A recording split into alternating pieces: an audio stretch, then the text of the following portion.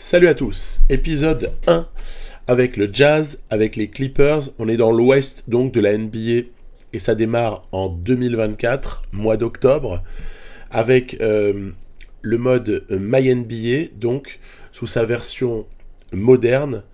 Et ce que j'ai fait, c'est que j'ai donc créé une partie dans laquelle j'ai mis un certain nombre d'équipes. J'en parle dans 2 secondes. Et simplement, je vous ai déjà proposé une vidéo qui parle, elle, de l'Est, puisqu'on est arrivé à restreindre notre choix au fur et à mesure. Petite discussion par-ci par-là, j'ai réfléchi. J'ai utilisé les mêmes réglages que dans la vidéo que je vous affiche ici, Wizards vs Nets, épisode 1. Donc là-bas, c'est détaillé, je ne vais pas revenir sur les sliders. Et surtout, j'ai commencé à réfléchir à l'Ouest, en me demandant un petit peu quels étaient les équilibres, quelles étaient les forces en présence. Il m'apparaît que le Jazz est une équipe qui mérite de s'y attarder, et les Clippers aussi. Et je vous propose pas le choix avec les Blazers, parce que j'en ai parlé l'an passé, et que c'était, puis que finalement j'ai pas envie de faire du réchauffé. Voilà. J'ai donc choisi dans cette partie le Jazz, les Nets, les Clippers et les Washington Wizards. Donc c'est intéressant d'avoir une petite opposition. Puis après, à l'arrivée, on dégagera qui, alors là pour parler de l'Ouest, qui du Jazz et des Clippers mérite vraiment qu'on continue cette partie. Je commence par le Jazz. Donc, à Utah, on est vraiment dans une période de disette sur le plan des résultats, mais on prépare l'avenir. C'est une franchise qui ne possède pas d'attractivité particulière en raison, je dirais, du contexte global et local. Donc, il faut aller à Salt Lake City, il faut accepter de vivre dans ce qui n'est pas du tout New York, ni Los Angeles, ni Chicago, etc. Ni Miami non plus, en termes de climat. Donc, c'est pas facile de trouver des agents libres, spécialement de renom. Et donc, il n'y a pas vraiment le choix, il faut reconstruire, surtout par la draft. Vous voyez que le Jazz possède le premier tour des Cavs et des Timberwolves pour 2025. Et après, en 2027, il y a aussi 4 choix de premier tour. C'est pas mal. On peut dire que l'avenir est quand même radieux si l'on drafte bien. En plus, le 2025 des Jazz, il est en protection top 10. Ça veut dire que si jamais on termine entre 1 et 10 à la loterie, on garde ce pic et on envoie à la place le 2026 à OKC. Ensuite, pour ce qui est de l'effectif, il y a un premier joueur qui est assez intéressant, qui s'appelle Keyonte George, et qui, certes, ne semble pas posséder une immense marge de progression, mais en revanche, il a déjà une version à 20 ans, il a déjà une version assez intéressante. Peut-être la défense extérieure est en question, c'est dommage, mais sans cela, ça reste un joueur qui plutôt peut faire partie du projet. J'aime bien le petit Isaiah Collier, donc lui, il est pas mal, 1m93 en plus, gros potentiel, il faut voir jusqu'où ça peut aller, mais je pense que je vais lui donner des minutes. Bon, Paddy Mills, on connaît, c'est un vétéran, il va encadrer tout ça. Ensuite, Colin Sexton. Alors là, on est sur un joueur qu'on connaît, qui a du mal à trouver une place dans une équipe sérieuse, dans cette ligue, et il va falloir s'occuper de lui tôt ou tard.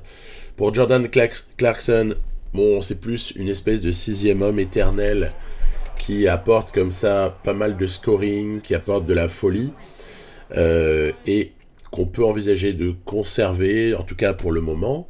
Mikhailiuk, c'est quelqu'un qu'on connaît depuis pas mal d'années en NBA. Il faudra voir ce qu'il peut nous apporter. Je ne peux pas encore le préciser, je n'en ai pas la moindre idée. Ensuite, pour Larry Markkanen, en revanche, là on est sur le franchise player, tout simplement, de cette équipe. Il a eu un très très joli contrat à l'été 2024, mais il est entouré par contre de joueurs beaucoup plus confidentiels, comme Sensabo, alors là je ne sais pas si je le dis bien, qui est un ailier d'1m96 à potentiel correct. Cody Williams, lui, me paraît être un peu plus dimensionné pour avoir un rôle futur dans la franchise. J'aime bien Cody Williams et son profil. Je pense qu'il peut se développer. C'est un rookie 2024, 10e choix, donc on ne le connaît pas encore, il a 19 ans. Pour Juzang, on verra, mais a priori il part de loin dans cette rotation, mais dans laquelle tout est ouvert, donc sait-on jamais. Ensuite, au poste 4, Taylor Hendricks me paraît avoir un profil très alléchant. Choix 9 de la draft 2023. Oui, le problème du Jazz, c'est qu'ils choisissent pas assez bien, parce qu'ils sont pas assez mauvais, en fait, dans leurs résultats des dernières années. Petite parenthèse. Taylor Hendricks, en tout cas, donc, je garde, et j'ai envie de voir le développement. Ensuite, au poste de pivot, quelque chose vous a peut-être choqué. C'est John Collins qui est répertorié comme pivot. Bah, si ça vous choque pas, moi en tout cas, sachez que ça me choque. Parce que j'ai envie plutôt d'en faire, de le remettre à son poste initial, c'est-à-dire ailier fort. Parce qu'on a on a un peu de profondeur, et puis ça m'empêchera pas de le mettre en 5 par séquence, mais j'ai envie qu'il soit plutôt poste 4 de base. Donc je change pour ailier fort, voilà. Du coup, on revient en arrière, voilà, il est à 80 d'overall. On connaît tous John Collins. C'est pas un joueur nouveau. Il est en contrat expirant, me semble-t-il, sur cette saison. Et il faudra effectivement prendre une décision par rapport à lui. Ensuite, Walker Kessler est un pivot qui avait fait saison d'avant, qui avait été pas mal du tout. En revanche, la saison dernière, il a un peu déçu. A-t-il touché son plafond? Je n'en suis pas sûr. Il est intéressant, on va le conserver bien sûr comme base. Drew Eubanks vaut ce qu'il vaut. Lui aussi, c'est un joueur qu'on connaît. Il va pas éclater le plafond, hein, c'est une évidence. Mais pourquoi pas. Kyle Filipowski, en revanche, ça se regarde de près. Très joli potentiel. On est sur le 32e choix de la draft 2024. À suivre. Donc vous voyez, il y a pas mal de joueurs qui sont jeunes et pour lesquels on peut franchement considérer qu'ils sont prometteurs. J'ai donc décidé de protéger ces joueurs-là, ceux que je viens de nommer, à savoir Filipowski, Hendricks, Cody Williams, Keontae George et Isaiah Collier. Donc on verra ce que ça donne, mais ça sera sûrement amené à évoluer, hein. Mais a priori, c'est là-dessus que je me base.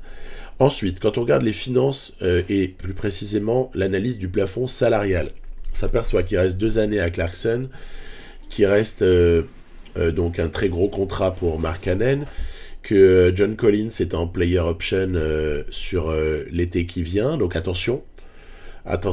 Sinon, on a des contrats qui sont tout à fait acceptables. C'est une franchise qui est plutôt bien gérée en termes de finances. Elles sont très saines, il n'y a pas de contrat toxique. Même si on pourrait commencer à discuter des... Combien déjà 250 millions pour Mark Cannon sur 5 ans. Mais c'est pas mon objet ici, pour le moment en tout cas. Il fallait distribuer de l'argent. Et puis c'était un marché peu attractif, je l'ai dit juste avant. Donc forcément, on est obligé de surpayer à des moments. Ensuite... Que faire par rapport à, je dirais, de qui est-ce qu'on peut se débarrasser si jamais il y a une offre qui arrive et de qui est-ce qu'il ne faut pas qu'on se sépare.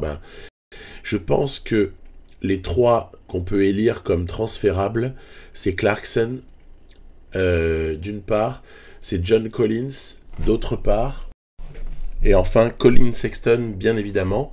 Donc voilà, ça peut faire des petites monnaies d'échange. Je ne sais pas si ça ira très très loin en termes de retombées, mais on verra bien. Puis de toute façon, je ne vais pas le faire tout de suite, on va bien avancer, au moins 20-25 matchs avant cela. J'ai réglé l'entraînement, ça va de soi pour chacun. J'ai également ajusté un peu de mentorat, ça n'est pas palpitant. Et puis après, j'essaie de définir une première rotation. Dans cette rotation, j'ai essayé d'inclure les jeunes que je vous ai cités. Les jeunes... que ce soit Sensabo, Filipowski, petit Williams, petit Collier, évidemment Hendricks. Voilà, il y a de la place pour tout le monde. Et de toute façon, dans cet Ouest où je pronostique plutôt une 14e place pour ces Jazz, il n'y a pas de pression et probablement qu'on sera par moments surpris par certaines victoires, mais également pas surpris du tout par certaines défaites. Et ce sera la plupart du temps. Voilà. Donc, on y va. Donc, ouais, Taylor Hendricks, je pense qu'il y a du lourd pour ce joueur si on lui donne l'espace pour se développer. Et comme je vous disais, voilà, les petits jeunes, ils ont récupéré quelques minutes. Après, en termes de, comment dirais-je, profil de coach et d'objectifs définis, ben, on va rester sur des choses un petit peu classiques. Hein, voilà, donc agressivité défensive neutre, enfin, tout ce que je mets pour une équipe qui n'a pas réellement pour ambition de jouer le titre, ou voire même d'aller en play-off. Hein. Donc voilà, on est tranquille, aucune préférence particulière, si, ouais, peut-être le pick and roll, faut voir, bon, neutre. Allez, neutre, puis on verra plus tard pour ce qui est d'ajuster tout cela. Ensuite, bah, qu'est-ce que j'ai fait? J'ai joué le premier match contre les Memphis Grizzlies. C'est le retour de Ja Morant, il a beaucoup manqué à la NBA, et moi c'est un joueur qui m'impressionne et que j'ai toujours beaucoup apprécié sur le parquet, et il faut dire qu'il est assez démoniaque hein, pour l'adversaire, donc on va voir de quelle façon est-ce que ça s'est passé face à Utah, où Markkanen bah, est aussi attendu, hein, mine de rien. Voilà, je l'attends de voir comment est-ce que Larry Markkanen pourra assumer un rôle. Et bah aussi, j'ai envie de voir, mais ça c'est plus personnel, comment est-ce que je vais réussir à l'utiliser. C'est pas facile toujours hein, d'utiliser les joueurs. Et parfois, certains joueurs brillants, on n'arrive pas à le faire. On se fait contrer d'entrer sur la pénétration de George. Derrière, regardez, Kessler possède un shoot à 3 points. C'est toujours ça de prix. On se reprend un méga cake un petit peu plus tard. Décidément, Jaren Jackson Jr.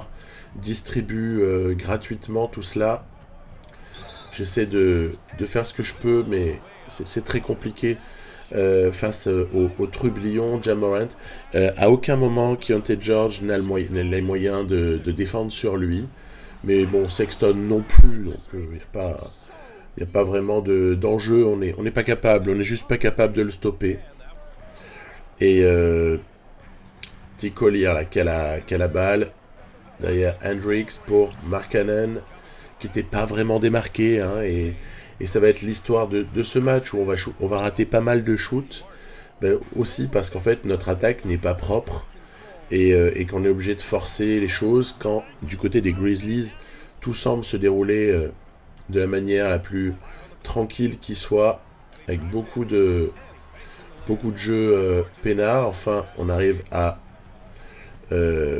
marquer sur quelques situations, mais le retard est déjà conséquent, même si John Collins trouve l'ouverture. On réussit à être encore qu'à 6 points. Et c'est plutôt sympa, mais ça va basculer hein, pendant le troisième quart-temps. On va se prendre encore un petit peu plus d'écart. Ici, le Eurostep de Ja Morant. C'est un Eurostep ou c'est un marché, en fait, dans les règles du basket, je sais pas. Voilà, bref. C'est toujours la même polémique sur ce type de mouvement-là. Jackson qui va aussi de son shoot. Vous voyez, la messe est dite. On a été écrabouillé. Voilà. Écrabouillé sans avoir à aucun moment la possibilité réellement de réagir. Et ce aussi par manque d'adresse. J'ai été dans l'incapacité totale d'utiliser intelligemment Markkanen. Ça viendra, mais pour le moment, c'était vraiment mauvais et mal utilisé. On a été mangé de partout, y compris au rebond. Aucun jeu collectif, pas de passe d'ess. Et puis, encore une fois, une adresse pitoyable. Bon, ce sont des débuts comme on a pu, hein, ma foi, c'est pas très grave. Laurier Markkanen, ouais, j'ai pas réussi. 2 sur 19, je crois que ça s'est plutôt mal passé, en fait. Et puis en face, par contre, tranquille, on noircit la feuille de stats. C'est même Desmond Bane qui finit meilleur marqueur, donc voilà. Ensuite, les Warriors. Là, j'ai simulé, on a pris 20 points d'écart dans la figure. Ok. Ensuite, les Mavericks. Bah, à la grande surprise, on a battu les Mavericks. Voilà, j'avoue, il faut m'expliquer comment est-ce qu'on peut battre une équipe qui est parmi les favorites et en plus dont le trio a été extrêmement performant avec environ 80 points, bah, grâce à un Colin Sexton de gala, 33 points, et qui en plus a été bien suivi par d'autres, dont John Collins. Derrière, on revient un petit peu sur terre face aux Kings. On va aussi enchaîner face à San Antonio, qui va là aussi être battu, incroyable. On arrive à être à 2 victoires et 3 défaites au bout de 5 matchs. Jamais j'aurais pu imaginer un truc pareil. Joli match offensif de Keontae George. En face, ça a été un peu limité. Paul aussi a du mal, il pioche. Chris Paul. Denver Nuggets. Ah bah ça ce sera après avoir considéré une première offre que nous fait l'IA. On nous propose Kennard et un premier tour contre John Collins. Je vous avoue que, non, en fait, ça m'intéresse pas. Ça m'intéresse pas parce que j'ai dit que pour le moment, je ne bougeais pas, mais peut-être qu'à un moment donné, en décembre ou en janvier, voire début février, on sera intéressé par ce type de choses. Et à ce moment-là, j'irai chercher tout naturellement les offres potentielles. Il y en aura sûrement. Ok, on perd contre les Nuggets de plus de 30 points. Ensuite, les Bulls, eh bien, on perd également, mais c'était plus serré. Ouf, ça fait plaisir. On a opposé un semblant de résistance. Ensuite, Bucks, encore une nouvelle défaite. On est désormais à 2 victoires et 6 défaites. Yanis, tu m'étonnes, il se régale dans cette config face à une équipe pareille. Mais par contre, offensivement, on a été assez bon. Sexton notamment. Ensuite, les Spurs à nouveau. Ah, cette fois-ci, on perd contre les Spurs. Un match serré, ça fait quand même plaisir.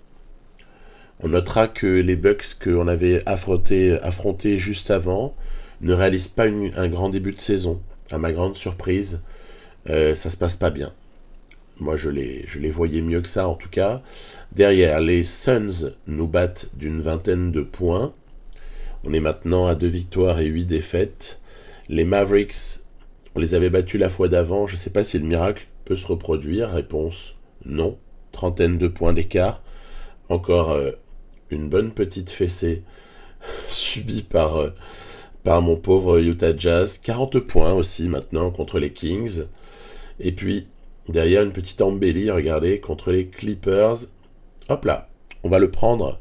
Incroyable, l'autre équipe de ma partie, en fait, à l'ouest, les Clippers. Donc, tant mieux, mais c'est un peu dommage pour eux quand même. Les Lakers, puis en plus là, vous voyez, on vient de perdre Suns et Lakers qui comptaient pour la NBA Cup. Donc, après, est-ce qu'on a vraiment un espoir sur la NBA Cup ? Je vous avoue, on n'a pas un espoir sur grand-chose, en fait. Il faut avancer, mais ça se passe mal. Donc je vais m'arrêter quand même là pour cet épisode.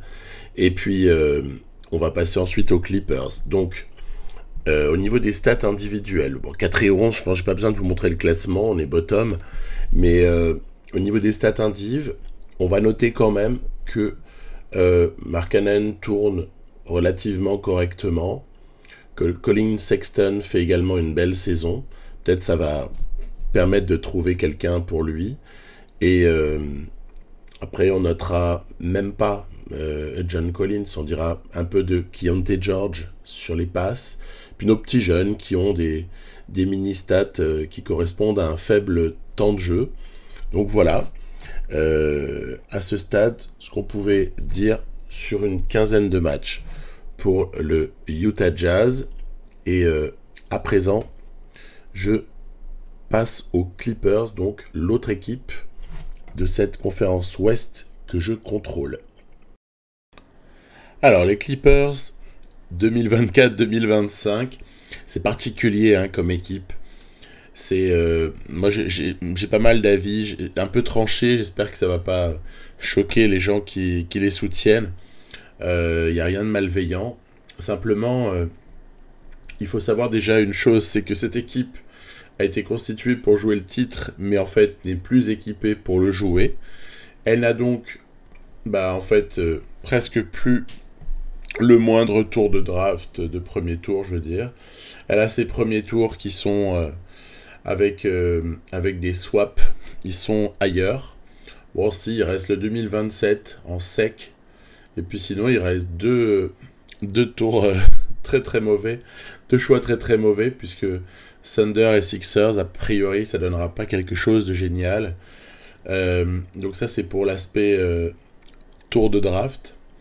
Et puis après, il y a aussi le côté salarial. Alors, moi, j'ai un peu monté le cap space, hein, mais ça tardera pas à s'équilibrer avec les années. Mais du coup, on n'explose pas le cap space, mais bon, normalement, c'est un peu le cas. Hein. Il y a, à mon sens, une chose à faire, c'est essayer de jouer le coup à fond. Il faut essayer de... Sur un malentendu, ça peut marcher, mais sinon, je vois pas grand-chose. Il y a une dizaine de joueurs qui sont capables d'être dans la rotation, mais il y en a d'autres, en fait, qui ont vraiment pas le niveau. Hein. Bon, bref. Ce que je vais commencer à faire, déjà, c'est remettre le poste de chacun qui me paraît être le bon. Donc, Kawhi Leonard, c'est pas parce qu'il joue 4 à de nombreux moments, quand on est en small ball, que c'est pas un ailier, c'est pas un 3. Bon, vous allez me dire que c'est pas important les postes en NBA. Peut-être c'est vrai, mais pour moi, pareil, James Harden est un arrière. Voilà. Donc il y a comme ça des petites choses que je modifie. Bon, détail anecdotique, mais Chris Dunn, je suis désolé, à la base, Chris Dunn, c'est un meneur. Il a un physique de meneur, il peut jouer arrière, mais il faut pas le mettre arrière. Ça m'énerve en fait, tous ces postes qui sont pas là où ils doivent être.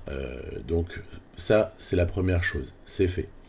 Ensuite, par rapport à la profondeur justement de cet effectif, il est, on va dire, déjà composé de 3 meneurs dont on ne sait pas réellement quelle est la hiérarchie entre Kevin Porter, Bones Island et Chris Dunn.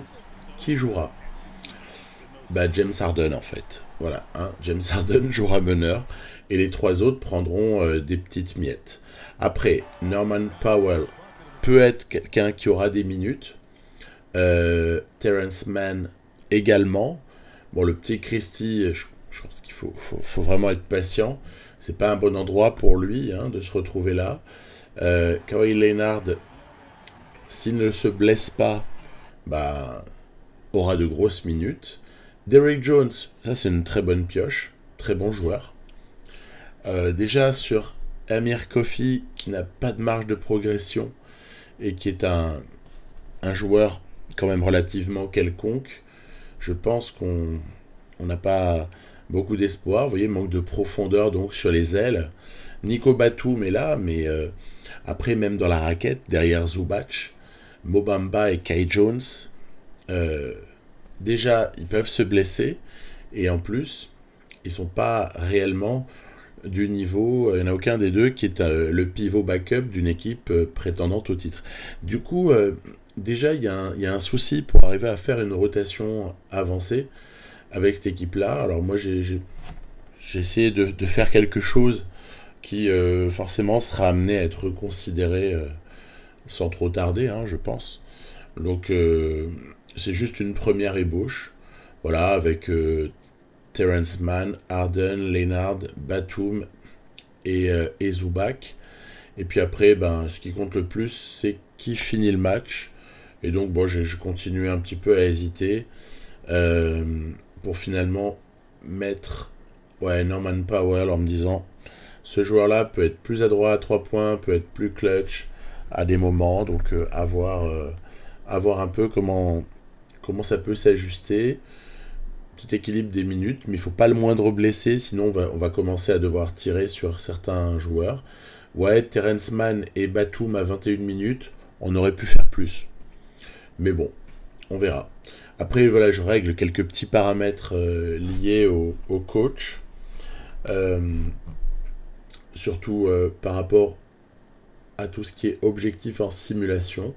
Se concentrer sur la star, soyez patient en attaque, limiter les transitions et jouer physique en défense. Voilà, et puis tout naturellement, après, j'ai basculé vers jouer le premier match, celui contre les Phoenix Suns. Alors, il faut admettre que comme premier match, il y a plus facile que cette équipe aux 150 millions sur 3 joueurs. Hein, j'ai nommé Booker, Bill et KD. Donc ils ont, à eux 3, ils ont 150 millions de salaire sur cette année 2024-2025. Donc ça laisse plus beaucoup d'argent pour les autres.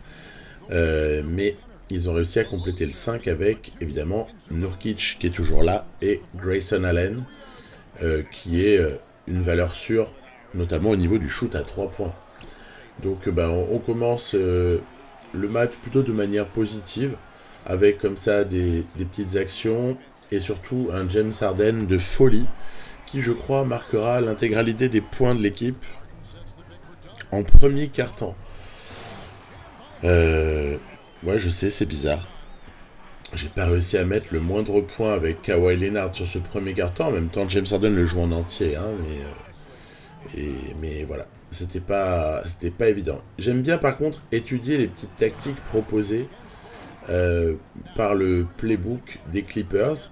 Il y avait le double screen à l'instant. Là derrière, on a des petites possibilités de shoot pour Harden. Mais ce qui prédomine, c'est un repli défensif calamiteux. C'est-à-dire qu'en fait, dès qu'on rate un shoot, on est irrémédiablement sanctionné. Donc c'est assez terrible de constater ça. Alors heureusement qu'on a un peu d'adresse, on rate pas tous les shoots non plus, sinon ce sera un peu horrible. Mais attention à Allen quand on le laisse tout seul. Attention à Booker qui est capable de shooter un peu tout le temps et partout. Step back, blam. Et ça c'est fait. Donc voilà, ils nous font mal en fait sur leurs individualités. Et ce qu'on peut aussi constater, c'est que nous, on a beaucoup de mal, regardez, malheureusement, à poser notre jeu en attaque. Il y aura une blessure de Kawhi Leonard ici. Blessure à la hanche gauche. Il va sortir du terrain et on le reverra un peu dans le match, mais il ne sera plus vraiment lui-même. KD accélère, regardez ici. Qu'est-ce qu'on peut faire? On peut rien faire face à Kevin Durant, qui en plus se permet le luxe de ne pas y aller solo et d'offrir le ballon à Bradley Beal. Grayson Allen qui se retrouve seul à chaque fois ses ficelles. Et d'ailleurs, on peut presque se demander pourquoi il se retrouve seul, mais bon. Donc, on a un peu une défense en carton. Et même si parfois on arrive à s'en sortir, juste avant Bones Island, Kevin Porter qui multiplie les petits exploits là pour recoller au score. Donc outre la défense en carton, on a également un jeu collectif absolument catastrophique et dans les moments clés, une adresse aussi calamiteuse. Ici, ce sera Nico Batum qui rate un panier important qui aurait pu nous faire passer devant. Derrière, regardez, action de Leonard pour Batum. De nouveau, il est ouvert. Mince alors. Au bout d'un moment, ça suffit Nico. Et puis derrière, la contre-attaque, par contre, elle, regardez, ça fait mouche. Harden, tu fais quoi, mec? Incroyable. Franchement, j'ai souffert sur ce passage-là. C'était assez horrible. On va encore chercher quelqu'un pour shooter à 3 points. Regardez, Kawhi Leonard s'est offert après la bonne pause d'écran de Nico, mais même là ça rentre pas, donc bon, ok, on a compris, surtout que derrière D-Book nous fait super mal. Ça finira un petit peu plus serré que ça parce que encore rentré quelques shoots, mais globalement on s'est fait un peu maîtriser au rebond, on a été mauvais en adresse à 3 points et puis on prend pas soin du ballon, hein, il y a 2-3 pertes de balles horribles sur la shooting chart. Ouais, c'est assez moche, ça pique, on voit quasiment que du bleu. Et puis si on fait le comparatif entre Booker et Harden, bah c'est facile, il y en a un qui fait gagner. et l'autre qui a juste des stats. Donc voilà, 53 points en extrapolé, excusez du peu. Gros match indiv de James Harden. Après, quelques-uns ont répondu présent, mais rien à voir avec les Suns où bah, de nombreux joueurs ont répondu présent, quoi. Il y en a, je crois, 6 au-dessus de 10 points. Donc, bon, voilà. On s'est fait ridiculiser. Puis en plus, on perd Kawhi Leonard sur ce coup-là. Alors, je suis allé quand même voir la nature de la blessure pour voir si à tout hasard, on pourrait pas le faire jouer quand même. Tu parles, pas moyen. Pas moyen. Il est conseillé, remplaçant. Enfin, on conseille de le mettre vraiment de côté. Il est à -3 d'overall. Je la sens pas, l'histoire, en fait. On va donc se retrouver quand même ici avec Leonard blessé dès le premier match de la saison. C'est un peu comme un symbole, décidément. Avec ces Clippers, c'est difficile. Alors maintenant, donc, du coup, ce que j'ai décidé de faire, donc de reporter beaucoup de minutes sur James Harden. Il aura l'intégralité des responsabilités du projet de jeu et de la conduite de l'équipe. Puis on va après simuler relativement massivement pour dégager une tendance et voir un petit peu au bout d'une dizaine, quinzaine de matchs ce qui peut bien se produire. Donc j'aurais pu faire jouer Kawhi, hein, mais bon, préféré ne pas le faire. On perd face aux Nuggets. Bon, il n'y a pas de drame réel à perdre contre eux. Ils sont meilleurs, il n'y a pas à dire. En revanche, les Warriors, c'est une équipe avec laquelle on doit pouvoir se regarder en face. On perd de 2 points. 3e défaite de rang. Ainsi, avec un très bon Steph Curry. Derrière, par contre, voilà, hein, forcément un peu seul, Steph, mais ça suffit. James Harden aussi un peu trop seul, qui a peut-être forcé un peu, on s'en doute. C'est logique. Derrière, match contre les Blazers. Celui-là, il faut le prendre. Et on le prend d'une vingtaine de points. Ok, ça me va bien. Et puis dans la foulée, donc voilà, ouais, tiens, petite feuille de match pour constater que Chris Dunn ne sert pas à rien. Hein. James Harden est pas mal. Bon, en face, c'est faible, hein, donc il faut pas se gargariser. Ensuite, contre les Suns, rebelote, on perd. 20 points. Donc ça fait quand même un peu mal tout ça, hein, de prendre autant de défaites dès le début. Et c'est pas fini. Regardez, dans la foulée, cette défaite contre le Thunder, logique. Il n'y a rien à dire. James Harden en perdition en termes d'adresse, et puis les autres qui ont du mal à élever leur niveau de jeu face au duo Shai et Chet Holmgren. Bon, on gagne contre les Spurs dans la foulée. Spurs, ils piochent un peu là, hein, déjà. Ils sont un peu en négatif. Puis après, on croise la route des Sixers. Là, je me suis dit que ce match, non seulement il fallait le jouer, mais en plus, il fallait repenser la rotation. Pourquoi ? Parce que je vais réintroduire Kawhi Leonard. Il est blessé actuellement. Donc, quand je l'avais retiré de l'équipe tout à l'heure, il était à -3 par rapport à son 93 de base.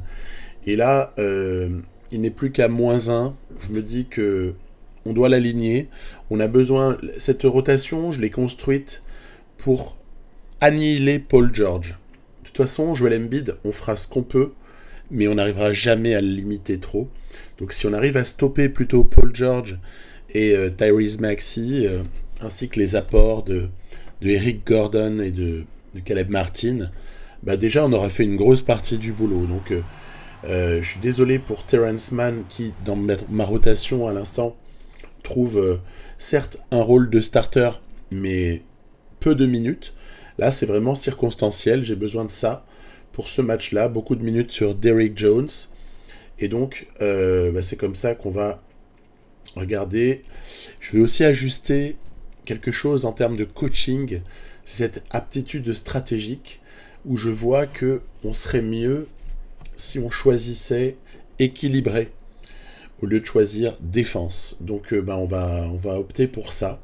Et donc basculer vers ce match. On a un coach qui a de bonnes notes, hein, Tyronn Lue. Donc on est armé.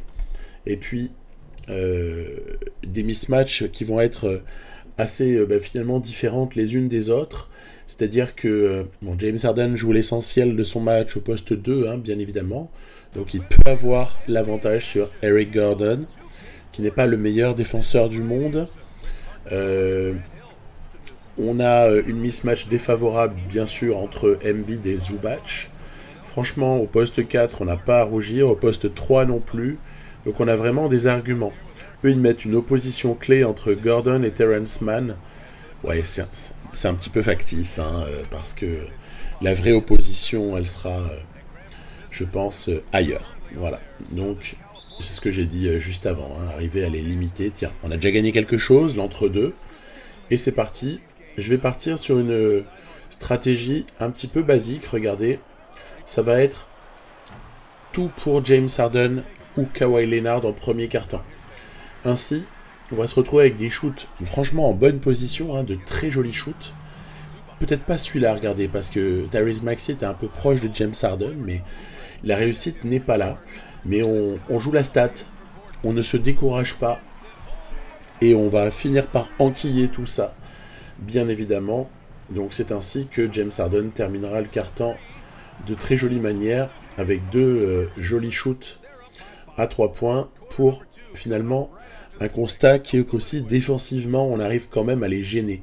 Même si Jojo Embiid a un peu réussi à exister, même l'entrée de Mo Bamba n'a pas été mauvaise. Voilà, tout le monde fait son job, on a une équipe qui est quand même plutôt faite pour défendre. Ici, regardez aussi, très belle situation pour James Harden en sortie de temps mort. On passe à plus 6. Attention à Maxi, attention à Dédé Drummond, contré ici par Zubac. Zubac, évidemment, mec sous-côté. Attention Kawhi, zut, ça dévisse, on n'a pas l'adresse quand même, hein, globalement. Hein. Zubac sous-côté, mais moi je trouve tellement précieux. Ici, James Harden, yes, se régale. Il avait une mismatch favorable face à Dédé Drummond, donc il fallait pas s'en priver, bien évidemment. Derrière, on arrive à nettoyer quelques situations défensives et on est plus 9 à la mi-temps.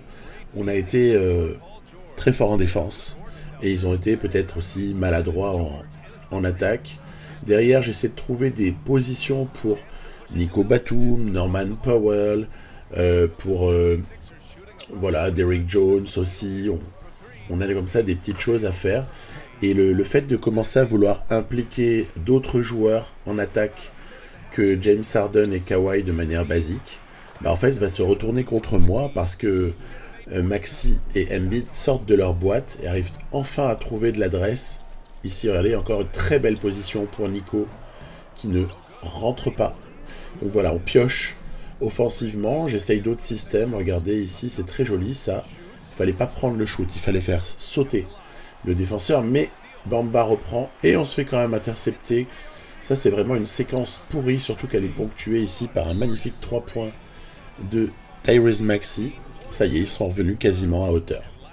Donc il faut jouer sans trop paniquer. Kawhi, je l'avais dit, il fallait faire sauter. Hop là, on est bouché. On ressort pour Nico.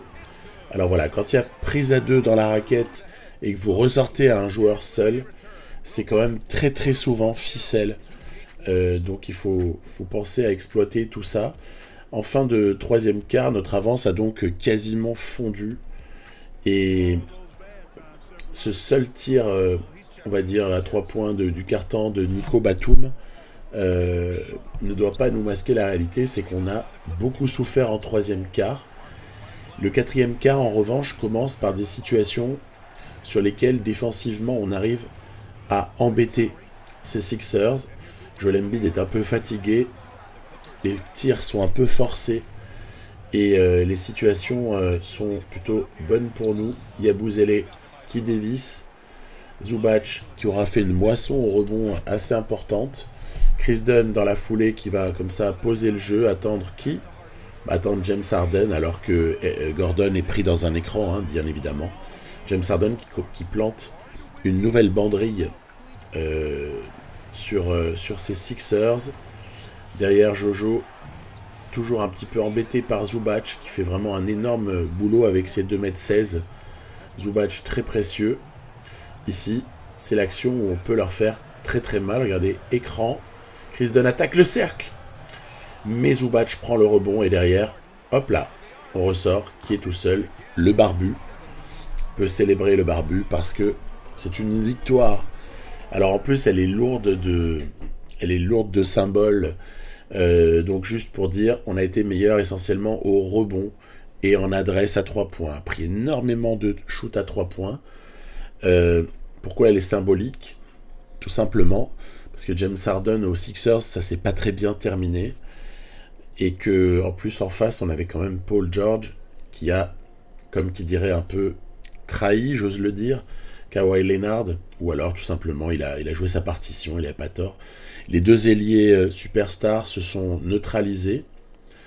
Et par contre, à l'intérieur, Joel Embiid a été beaucoup gêné par Ivica Zubac, qui a pris pas mal de rebonds et qui a dissuadé.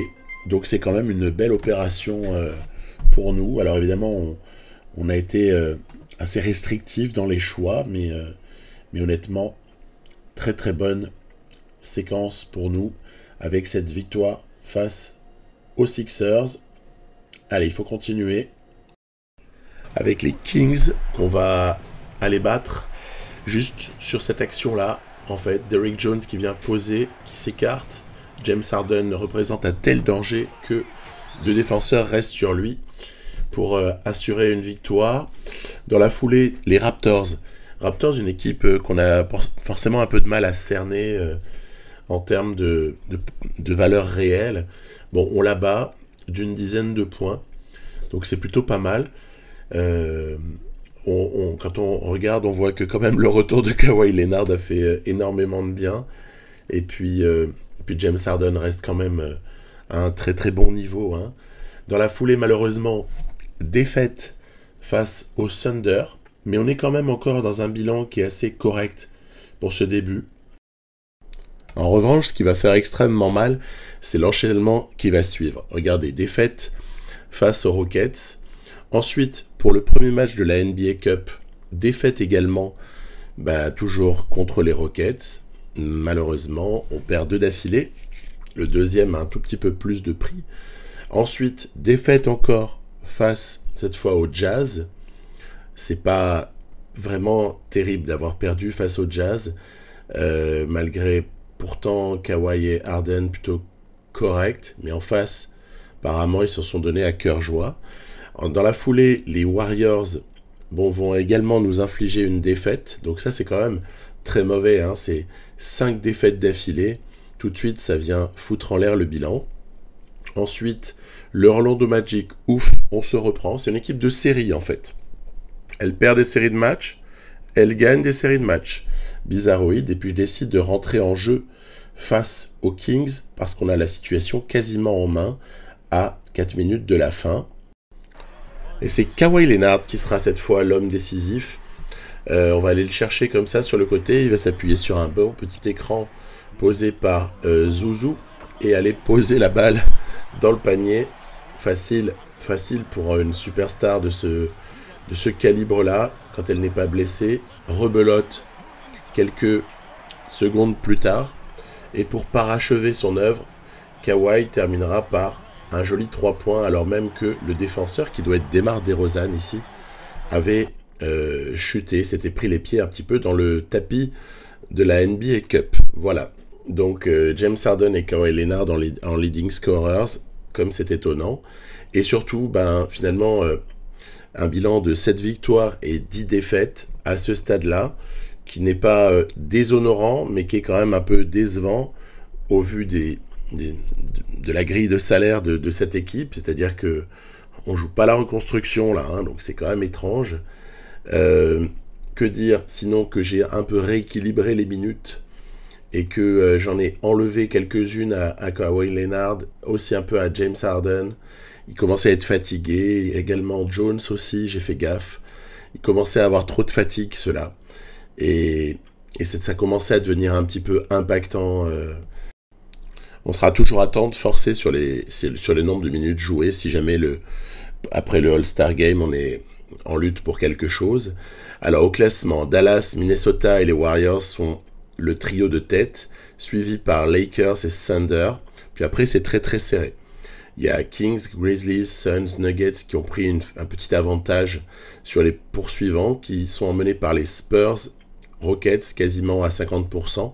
Puis nous, après, on est avec les Pels à 7 et 10. Et puis, vous pouvez voir également le Utah Jazz qui se retrouve à 4 victoires donc et 11 défaites avant-dernier, puisque Portland, comme prévu, a tendance à être le bon dernier de la classe, et je pense que ce sera le cas cette année.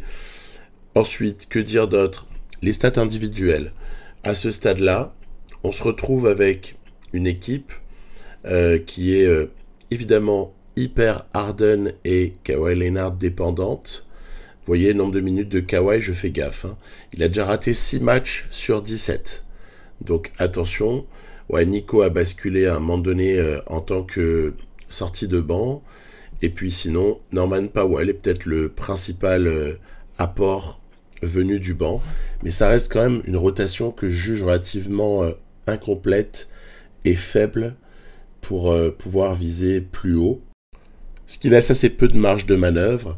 Et si on doit rappeler quand même l'essentiel, c'est attention. Transfert, choix de draft à venir. Non, nous ne sommes pas propriétaires de notre futur choix de premier tour.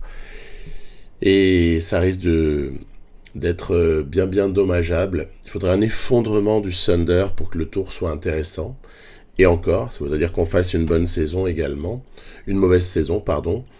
Voilà. Puis après, au niveau des assets, hormis faire exploser, je ne vois pas ce qu'on pourrait avoir comme joueur transférable et souhaité par d'autres franchises. C'est très faible derrière, on va dire derrière Amir Kofi. C'est assez faible. Donc, défi très intéressant en fait que cette situation difficile. Et pour conclure avec le Jazz de Utah, je dirais donc que on va là être sur une optique complètement différente. On l'a dit tout à l'heure, top 10 protégé. Il est à OKC, mais on pourra donc sans problème perdre des matchs et puis surtout continuer à faire jouer nos jeunes talents en espérant ne pas avoir trop de problèmes de morale sur certains joueurs. Il ne faudrait pas qu'on commence à se fâcher avec certains, mais le trio George, Williams et Hendricks peut quand même promettre. Je vous dis donc la manière dont je vois les choses. Je produirai certainement un épisode suivant sur lequel il y aura encore une fois le Jazz et les Clippers. Et je pense, à l'issue de cet épisode-là, il y aura sûrement un choix qui sera fait entre les deux. Mais vous n'hésitez surtout pas à me donner votre avis. Lequel des deux défis, qui n'ont rien à voir, hein, en fait, l'un avec l'autre, mais qui ont un seul point commun. La faiblesse des résultats, toute relative en tout cas, mais tout de même, vous préférez. Voilà. À vous de me dire, et à plus. Bye bye.